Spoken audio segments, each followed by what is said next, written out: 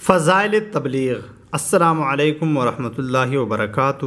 معزز سامعین کرام، آج کی ویڈیو میں آپ لوگوں کے ساتھ تبلیغ کے حوالے سے تبلیغ کے فضائل شیئر کرنے والا ہوں۔ اگر آپ لوگ اسلامک ویڈیوز پسند کرنے والے ہیں تو ویڈیو کو لائک دے دیں، اور اگر آگے بھی آپ لوگ اسلامک ویڈیوز دیکھنا چاہتے ہیں تو فضائل اعمال چینل کو سبسکرائب کریں۔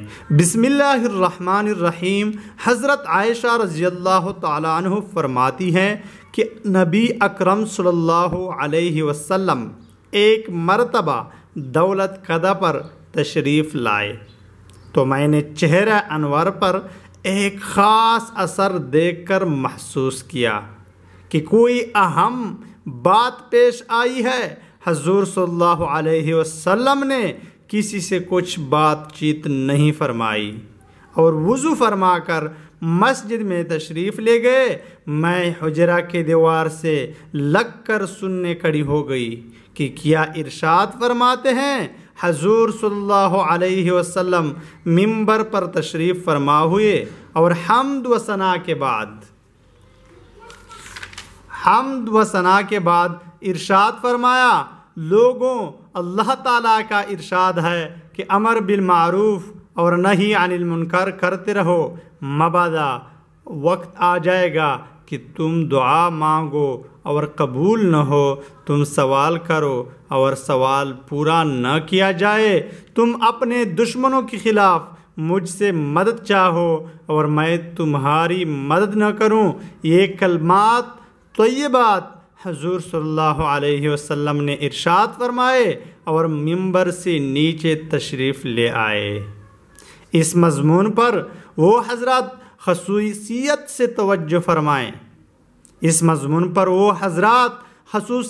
توجہ فرمائے جو دشمن کے مقابلہ کے لیے امور دینیہ میں تسامح اور مساہلت پر زور دیتے ہیں کہ مسلمانوں کی اعانت اور امداد دین کی پختگی ہی میں مضمر ہے۔ حضرت ابو درداء رضی اللہ تعالیٰ عنہ جو ایک جلیل القدر صحابی ہے، فرماتے ہیں کہ تم امر بالمعروف اور نہی عن المنکر کرتے رہو، ورنہ اللہ تعالیٰ تم پر ایسے ظالم بادشاہ کو مسلط کر دے گا جو تمہارے بڑوں کی تعظیم نہ کرے، تمہارے چھوٹوں پر رحم نہ کرے۔ اس وقت تمہارے برگزیدہ لوگ دعائیں کریں گے تو قبول نہ ہوگی، تم مدد چاہو گے تو مدد نہ ہوگی، مغفرت مانگو گے تو مغفرت نہ ملے گی۔ خود حق جل جلالہ کا ارشاد ہے، یا ایھا الذین آمنوا ان تنصروا اللہ ینصرکم ویثبت اقدامکم۔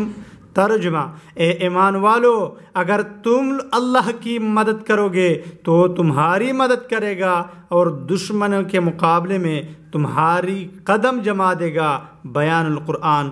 دوسری جگہ ارشاد باری عز اسمہ ہے، ان ینصرکم اللہ فلا غالب لکم۔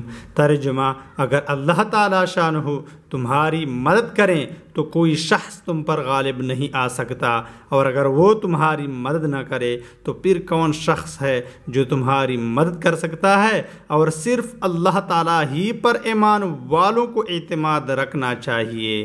جو اللہ تعالیٰ پر ایمان رکھتے ہیں اس پر اعتماد کرنا چاہیے۔ معزز سامعین کرام، تبلیغ کے کافی زیادہ فضائل ہے جو آپ لوگوں نے دیکھے ہوں گے اور آگے بھی آپ لوگوں کے سامنے آنے والے ہیں۔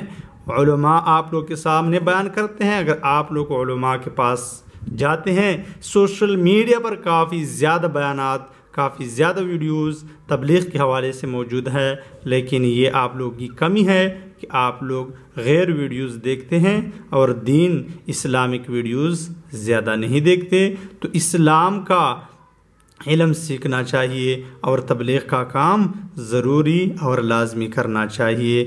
دین اور تبلیغ میں کافی زیادہ برکات ہیں اور یہ اللہ جل شانہ کی راضی ہونے کا ایک ذریعہ ہے، اور ہر مسلمان کو اللہ جل شانہ راضی کرنا چاہیے۔ وآخر دعوانا ان الحمد للہ رب العالمین۔